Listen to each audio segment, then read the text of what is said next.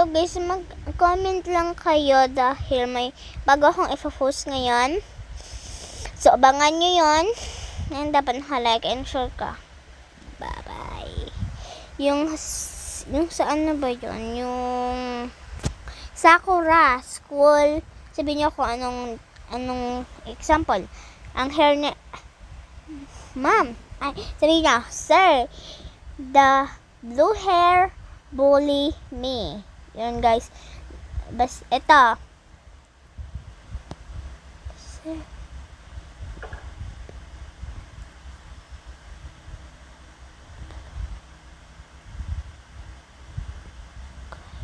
Gaya na. O, basahin. Sir, the blue guy. Okay. The blue guy